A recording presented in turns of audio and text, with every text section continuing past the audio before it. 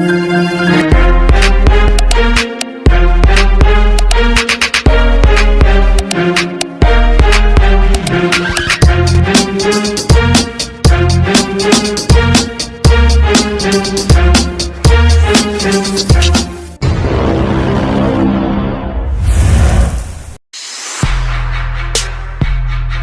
One Piece Chapter 1016 diawali dengan memperlihatkan kembali situasi dan keadaan ibu kota bunga atau Flower Capital yang lagi merayakan festival api yang diperuntukkan khusus untuk menghormati orang-orang yang telah tiada berdasarkan perkataan Tengyama Hitetsu kepada Otoko.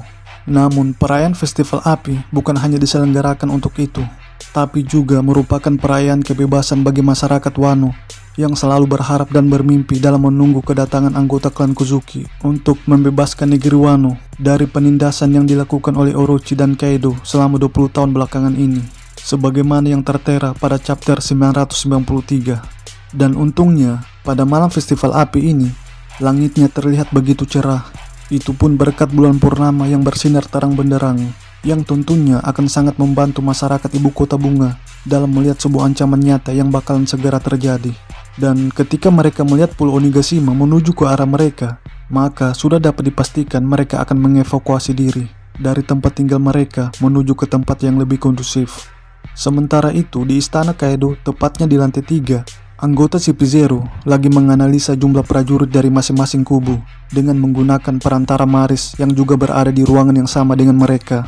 Yang pada chapter 1003, jumlah prajurit Kaido berjumlah 27.000 dan sekarang menyusut menjadi 20.000 orang dikarenakan kehadiran utama yang membawa kibidango spesial miliknya.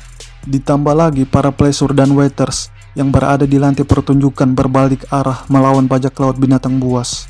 Akibat ulah dari Queen yang dengan tega mengorbankan mereka, plus bantuan dari Dr. Chopper yang tanpa pilih kasih menolong mereka dari efek virus iblis es, yang secara otomatis menambah jumlah pasukan aliansi yang tadinya hanya tersisa 3.000 prajurit menjadi 7.000 orang.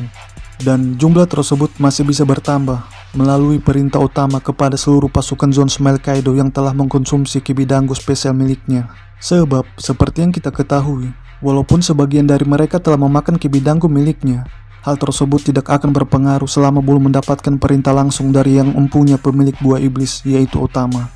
CP0 yang mengetahui kenyataan yang ada langsung terheran-heran dibuatnya, karena sebelumnya jumlah pasukan kedua kubu sangatlah jomplang.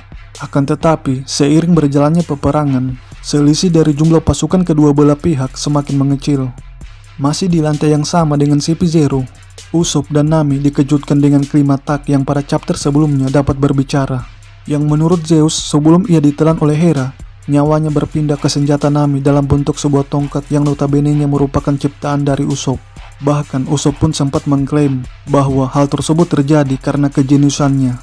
Dan setelah berlari-lari, mereka akhirnya sampai di panggung lantai pertunjukan, yang mana mereka mendapati Bauhuang yang akan menyampaikan jatuhnya Momo dari Pulau Onigashima, yang tujuannya untuk melemahkan semangat juang dari pasukan aliansi.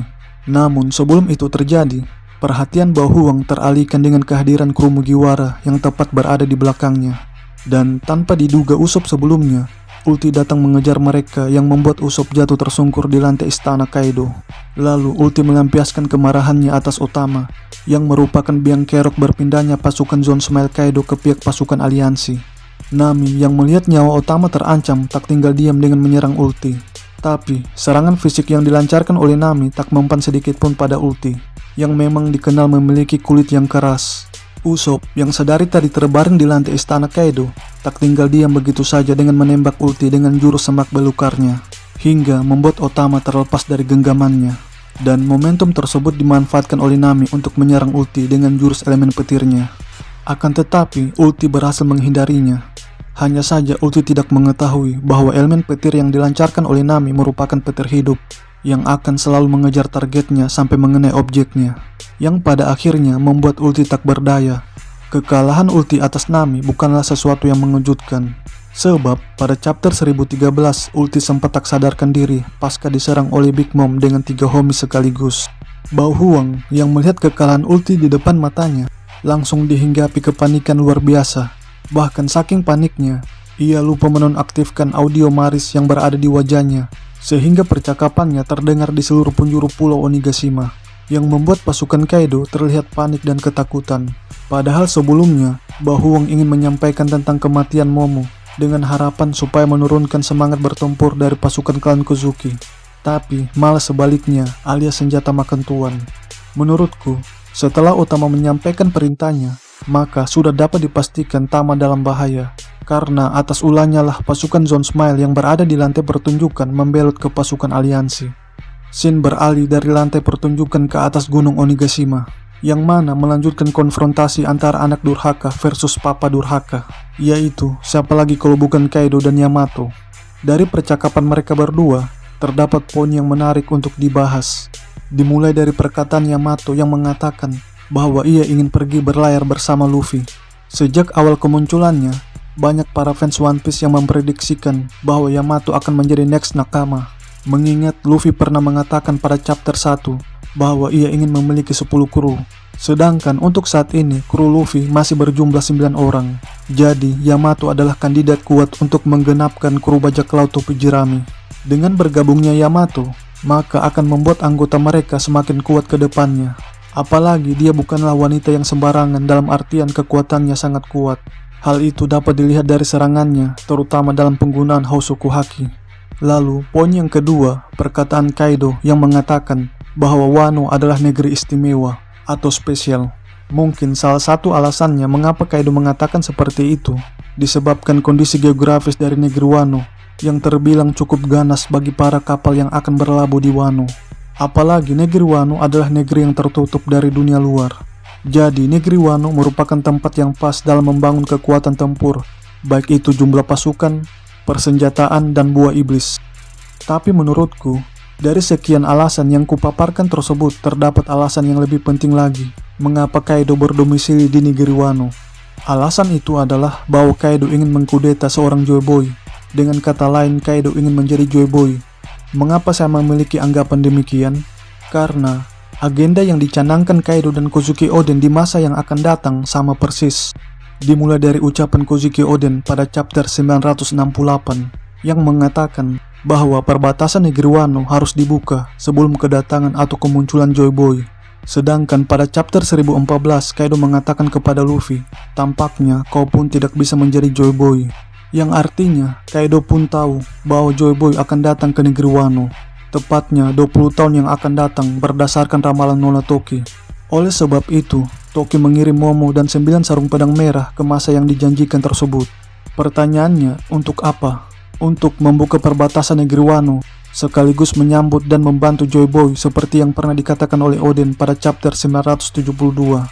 Maka dari itu, Momo pernah mengatakan bahwa ia tidak boleh mati, karena memang ia ditugaskan untuk membantu Joy Boy sebagai Shogun negeri Wano berikutnya.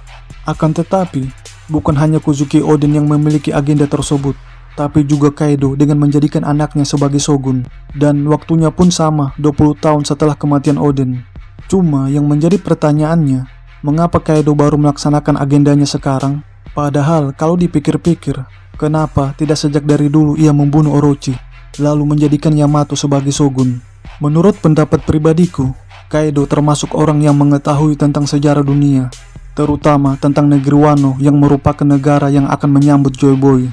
Oleh sebab itu, setelah 20 tahun, Kaido ingin mengakuisisi atau mengambil alih negeri Wano dari tangan Shogun dan Joy Boy asli. Dengan kata lain, ia ingin mengganti Joy Boy dan Shogun Wano yang asli dengan dirinya sendiri dan anaknya, sebagai persiapan untuk ikut serta dalam peperangan yang akan melibatkan dunia. Chapter 985. Kurasa, peperangan yang dimaksud oleh Kaido adalah peperangan yang pernah dikatakan oleh Oden pada surat wasiatnya, yaitu pada chapter 972. Bahwa 20 tahun mendatang akan terjadi perang besar yang dapat membela lautan. Atas dasar alasan itulah yang membuatku beropini bahwa Kaido ingin menjadi Joy Boy dan menjadikan anaknya sebagai Shogun agar membantu dirinya. Mirip dengan tugas yang diamanahkan kepada Shogun Kozuki Momonosuke dalam menyambut dan membantu Joy Boy. Demikianlah review One Piece chapter 1016 pada kesempatan kali ini. Lebih dan kurangnya mohon dimaafkan. Bagi teman-teman yang telah menonton video ini, kritik dan sarannya akan selalu diterima, dan terima kasih banyak atas dukungannya.